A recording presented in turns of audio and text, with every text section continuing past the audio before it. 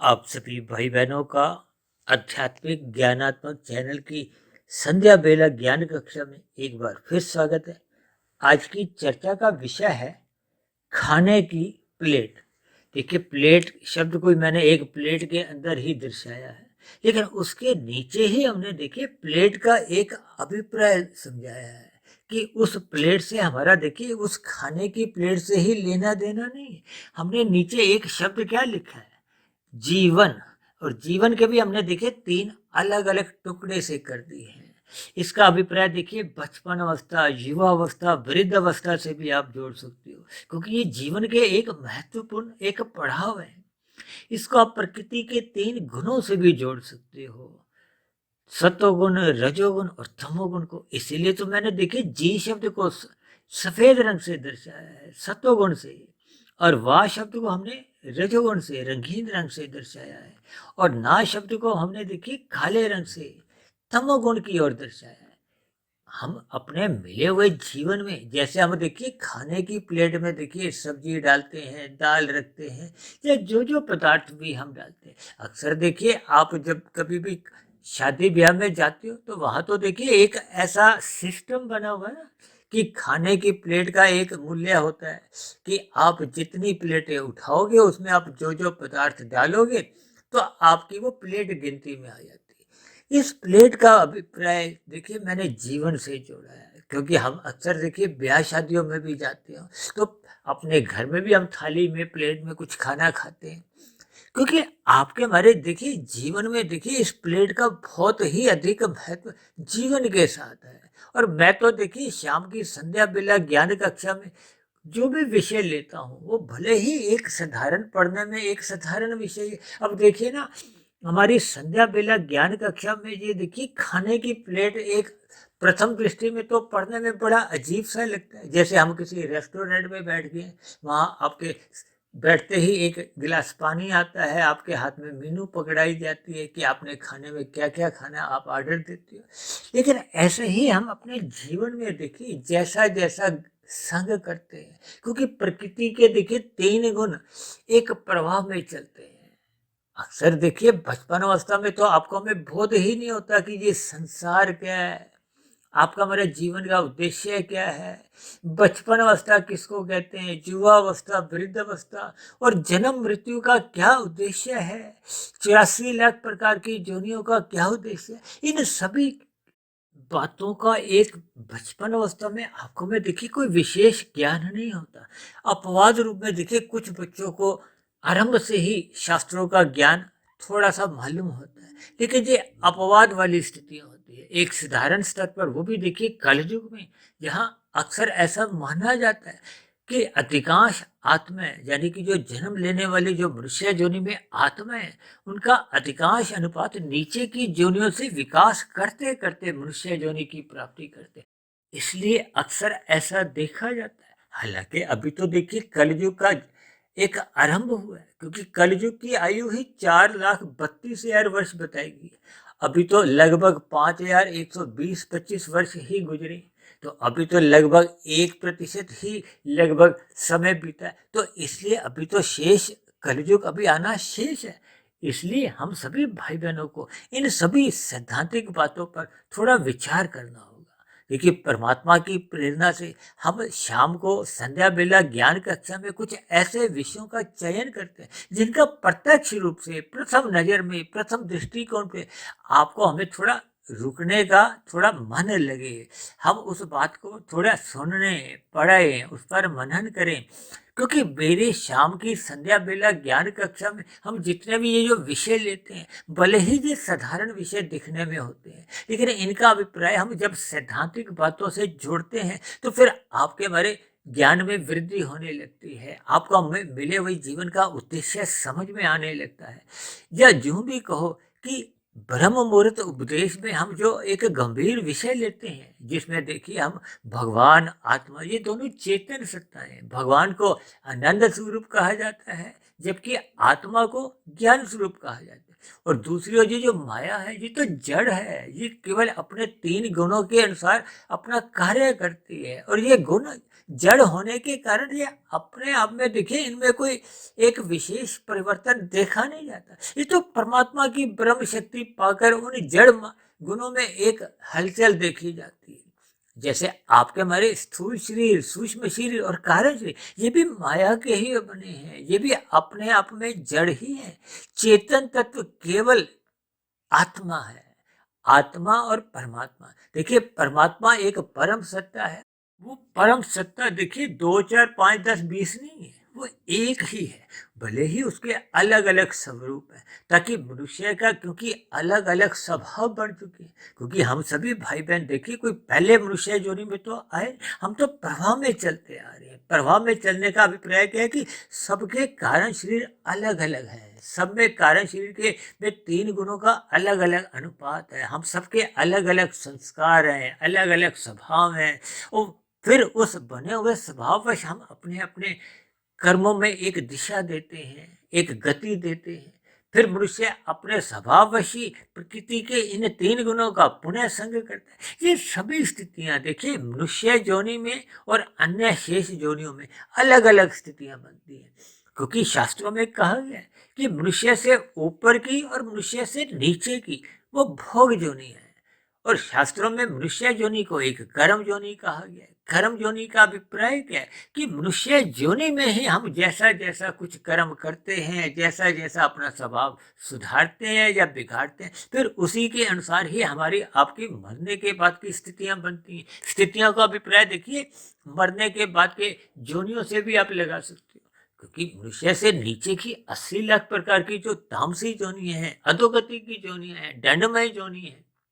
देखिए नीचे की जोनियों में कोई सुखमय स्थितियां नहीं है, वो तो दंडमय जोनि है। वो तो परमात्मा की एक विशेष दया उन नीचे की जोनियों पर बनी रहती है, ताकि उनको अपने किए गए पाप कर्मों का दुख भोगते समय पीड़ा ना हो, कष्ट नहीं हो। उनको क्रमशः अचेत रखा गया है। अचेत स्थिति में देखिए दर्द तो होता है, लेकिन आंखों में बोध नहीं होता। जैसे आपके हमारे दांत में दर्द होता है, तो डॉक्टर आपके हमें इंजेक्शन लगा देता है, उस स्थिति विशेष में उतने स्थान को सुन्न कर देता है, तो आपको में उस दर्द का बोध नहीं होता। हालांकि दर्द तो अपने आप में उतना ही बना रहता है। ठीक इसी तरह नीचे की जितनी भी जोनियां वो दंडमय जोनि है। अब नीचे की जोनियों में उनका जैसे जैसे पाप कर्मों का कर्माशय घटता जाता है, घटता जाता है, वो घट घट के वो पुण्य कर्मों के बराबर कभी ना कभी आ जाता है। चाहे 100 जन्मों बाद, चाहे 1000 जन्मों बाद, चाहे लाख करोड़ अरब खरब, इसकी देखिए कोई अनुपात नहीं है, कोई गिनती नहीं है। वो तो जब उसके संचित कर्मों में जो पाप कर्मों का कर्माशय था, अब किसी का देखिए पाप कर्मों का कर्माशय 60 था, पुण्य कर्मों का 40 था, तो वो जल्दी मनुष्य योनि में आ जाएगा, क्योंकि 60 से 40 के बीच का अंतर केवल 20% का है। हालांकि हम देखिए साधारण बोलचाल में ये प्रतिशत में बातें करते हैं, लेकिन परमात्मा के दृष्टिकोण से इस प्रतिशत के भी बहुत गहरे अर्थ होते हैं, क्योंकि हम सभी के देखिए पाप कर्म या पुण्य कर्म अलग अलग स्थितियों के होते हैं। अब सात्विक स्थिति में विशेष प्रकार के पुण्य कर्म होते हैं, निष्काम भाव से कर्म एक विशेष स्थिति के होते हैं। ये सभी स्थितियां देखिए बहुत गहरे अर्थों में, जिनको देखिए शब्दों में समझाना भी मुश्किल होता है। शास्त्रों में भी कोई ऐसा विशेष रूप से समझाया नहीं है, लेकिन जैसे जैसे हम शास्त्रों का एक गहरे तल पे अध्ययन करते हैं, तो फिर परमात्मा की प्रेरणा से सहज ही आपके हमारे मन के अंदर सहज ही परमात्मा की प्रेरणा से उन शब्दों के अर्थ समझ में आ जाते हैं, जो प्रथम दृष्टि से देखिए पढ़ने में नहीं आते। ऐसी कितनी ही बातें मैं देखिए अपने वीडियो में पिछले 4 वर्षों से बोलता आया, जो एक साधारण मनुष्य को देखिए प्रथम वीडियो में समझ में नहीं आती, दूसरी तीसरी वीडियो में कुछ समझ में आती। जब वो इस वीडियो को सुनने का अभ्यस्त हो जाता है, इन पर चिंतन करता है, ब्रह्म मुहूर्त में इन पर अपना ध्यान केंद्रित करता है, तो फिर उन वीडियो के फिर उसको गहरे अर्थ या पूर्ण अर्थ समझ में आ जाते हैं। तो इसलिए इन सभी बातों को हमें ज्ञान पूर्वक समझना होगा। अपने मिले हुए जीवन की जो खाने की प्लेट है, यानी कि आपके हमारे जीवन में जो जो स्थिति है, मैंने अभी कहा ना कि बचपन अवस्था में आपको हमें देखिए बोध नहीं रहता कि हमने जीवन में क्या क्या करना है। और वैसे भी देखिए मेरा अपना व्यक्तिगत मानना है, जब तक बचपन अवस्था में किशोर अवस्था की स्थिति नहीं आती, यानी कि जब तक कामेंद्रियां एक विकसित नहीं होती, तब तक तो उसका देखिए पाप पुण्य कर्मों का कर्माशय बनता ही नहीं है। ये मेरा अपना देखिए व्यक्तिगत एक राय है या अपना एक व्यक्तिगत दृष्टिकोण है, शास्त्रों में प्रत्यक्ष रूप से मेरा पढ़ने में नहीं है। अब देखिए एक नवजात शिशु है, अगर वो किसी के गोद में आते हुए उसने मल त्याग कर दिया, अब उसका देखिए पाप कर्मों का कर्माशय तो नहीं बन सकता। भले ही जिसके वस्त्र गंदे हो गए हैं वो किसी समारोह में जाने की स्थिति में हो, विभिन्न स्थितियों का इसका अभिप्राय लिया जाता है। तो ये सभी स्थितियों में हमें कभी कभी देखिए कुछ संगतियां लगानी होती है। इसी तरह देखिए युवावस्था में एक विकसित बुद्धि होती है। अब युवावस्था में क्योंकि रजोगुण प्रधान होता है, धन कमाने की अधिक लालसा बनी होती है, तब ऐसी स्थिति विशेष में उसका सत्वगुण विकसित नहीं होता। लेकिन जैसे जैसे युवावस्था से प्रौढ़ अवस्था आती है तो जीवन की सच्चाइयों का उसको बोध होने लगता है। जीवन की सच्चाइयों का बोध होने का अभिप्राय उसको सतोगुण का भास होने लगता है। सतोगुण का भास होने पे वो सतोगुण का अधिक संग करने लगता है। इसीलिए तो बार बार कहा जाता है कि मनुष्य को अपने जीवन में सतोगुण का संग अधिक से अधिक करना चाहिए, रजोगुण मर्यादा में रखना चाहिए, ताकि मनुष्य कम से कम तमोगुण में नहीं गिरे। तमोगुण में गिरने का अभिप्राय वो पाप कर्मों से बचे, निषेध कर्मों से बचे। क्योंकि शास्त्रों में तो देखिए विस्तार से कहा गया है, ये विहित कर्म है, ये निषेध कर्म है। विहित कर्मों का अभिप्राय विधि विधान द्वारा जो धर्म के अनुसार हमने कर्म करने की हमें आपको अनुमति दी गई है, उनको हम करते हैं तो आपका हमारा कोई पाप कर्मों का कर्माशय नहीं बनता। लेकिन जब जब हम निषेध कर्म करते हैं, जैसे यातायात में हम निषेध कर्म करते हैं तो आपके हमारे चालान काट दिए जाते हैं।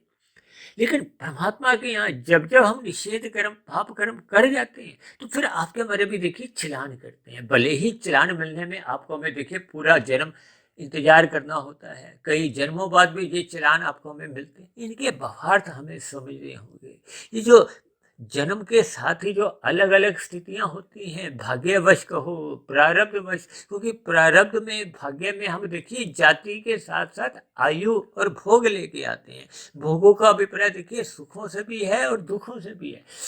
ऐसे कितने ही मनुष्य हैं जिनके देखिए फुटपाथ पे जन्म होते हैं, झुग्गी झोपड़ी में जन्म हो रहे हैं, जिनको खाने के भी लाले पड़े होते हैं, खाने की पदार्थों का भी अभाव बना होता है। उनके माता पिता भीख मांगकर अपने बच्चों का पालन पोषण करते हैं। और ऐसे कितने ही बच्चे हैं देखिए जिनका पालन पोषण अमीर घराने में, यानी कि वहाँ सुख सुविधा के साधनों की एक प्रचुर मात्रा होती है।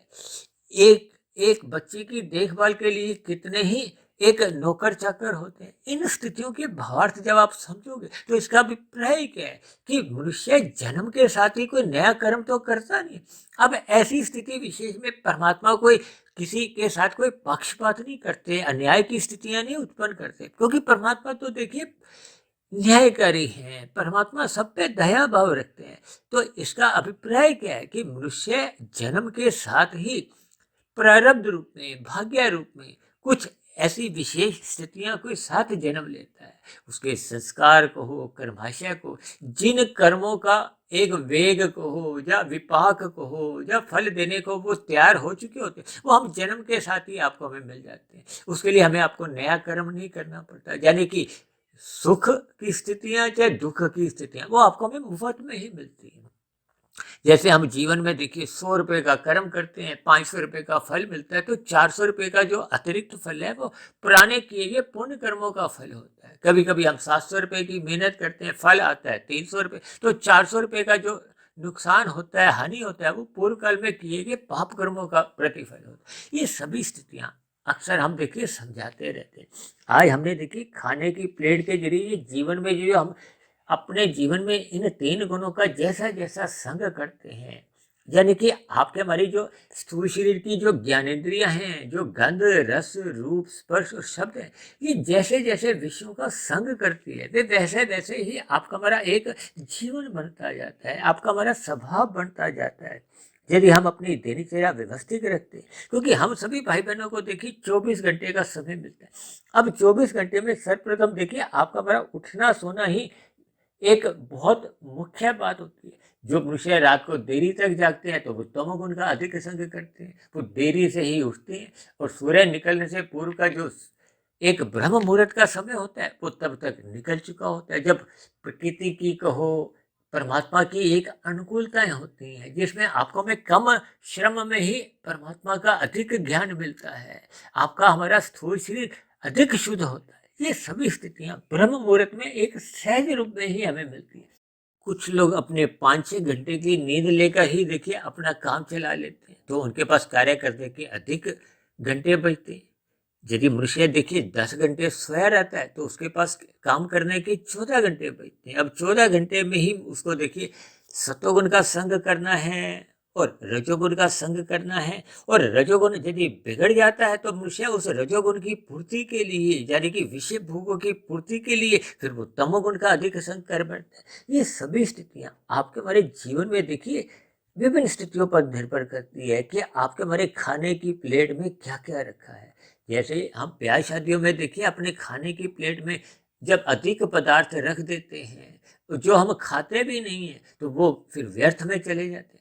क्योंकि शास्त्रों में कहा गया कि आपके हमारी देखिए प्रारब्ध में आयु भी निश्चित है और भोग भी निश्चित है। भोग का अभिप्राय जो पहले के कर्म हम कर चुके हैं वो आपके हमारे एक निश्चित रहते हैं, और हम नए कर्म भी कर सकते हैं। नए पुरुषार्थ में हम जैसे जैसे कर्म करते हैं, देखिए 4 पुरुषार्थ हैं: धर्म, अर्थ, काम, मोक्ष।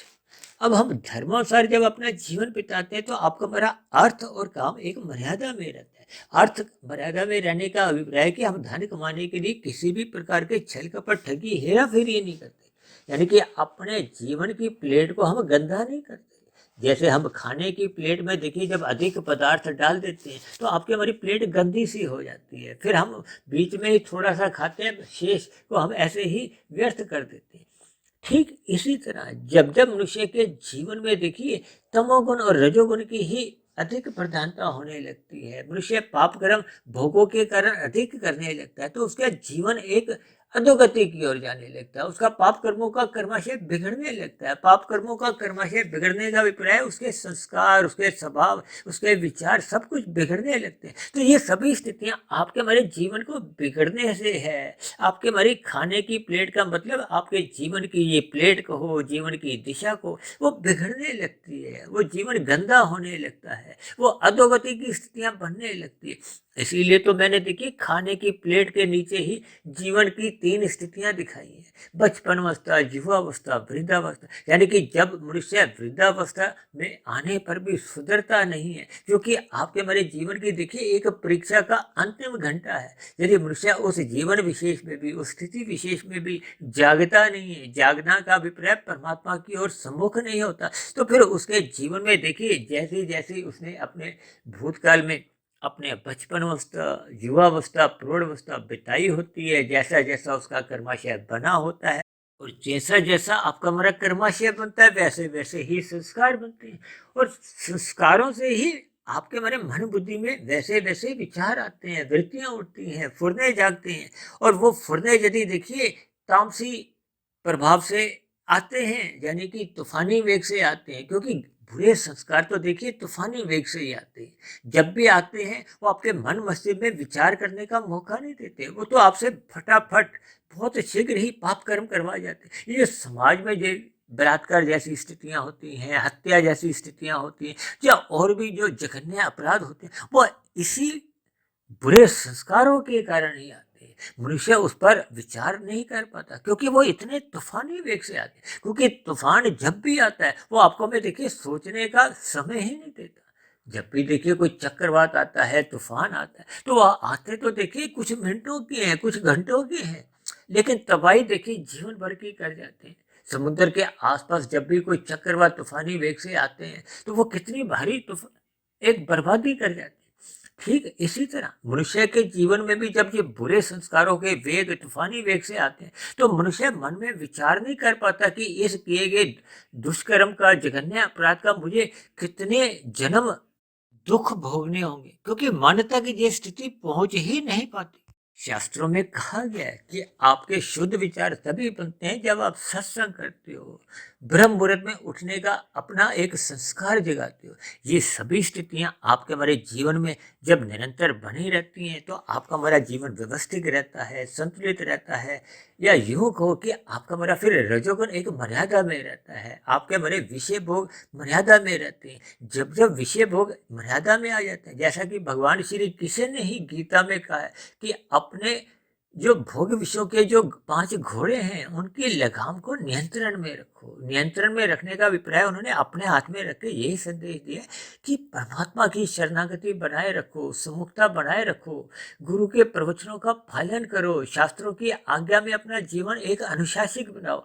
ये सभी स्थितियां जब आपके हमारे जीवन में सतोगुण की प्रधानता लाने से फिर वो रजोगुण को एक मर्यादा में रखती है। जब रजोगुण मर्यादा में आ जाता है तो फिर मनुष्य का तमोगुण में गिरने का कोई एक प्रश्न ही नहीं होता। इन सभी स्थितियों पर हम अक्सर देखिए बोलते रहते हैं, कहते रहते हैं।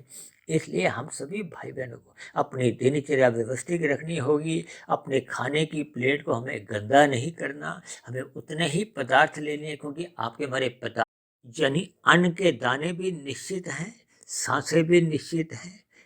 स्थूल शरीर की आयु लगभग आपके हमारी देखिए निश्चित रहती है। इसलिए मिले हुए जीवन का सदुपयोग करते हुए अपने जीवन में हमें अधिक से अधिक सतोगुण का संग करते हुए आध्यात्मिक उन्नति करनी चाहिए, ताकि आपका हमारा जीवन साफ सुथरा रहे। अर्थात आपके हमारे जो खाने की प्लेट से मैंने आज के जीवन का एक नाता या संबंध जोड़ा है, उस संबंध को हम पहचानते हुए खाने में भी और जीवन अपना जीने में भी अपनी सात्विक स्थिति को मजबूत बनाएं। अक्सर हम अपनी चर्चाओं में बार बार इस बात को जोर देकर कहते हैं कि ब्रह्म मुहूर्त में उठो, ब्रह्म मुहूर्त में उठो, ताकि आपके हमारी दिनचर्या सात्विक बने। सात्विक दिनचर्या में रजोगुण भी मर्यादा में रहता है और मनुष्य तमोगुण में गिरने से भी बच जाते हैं। तो ऐसी सभी शुभ स्थितियां आपके हमारे जीवन में भी बने। इन्हीं शुभकामनाओं के साथ आज की चर्चा विशेष को यही विश्राम देते हैं। कल सुबह फिर मिलते हैं ब्रह्म मुहूर्त उपदेश कक्षा में। तब तक आप अपने आध्यात्मिक मित्र सुधीर भाटिया फकीर को इजाजत दें। आप सभी भाई बहनों को बहुत बहुत शुभ रात्रि और सुबह ब्रह्म मुहूर्त में उठने के लिए मेरी ओर से आप सभी भाई बहनों को बहुत बहुत शुभकामनाएं।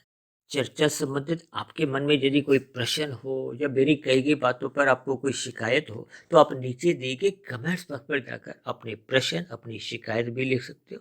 तो चर्चा विशेष को सुनने के लिए आप सभी भाई बहनों का बहुत बहुत धन्यवाद।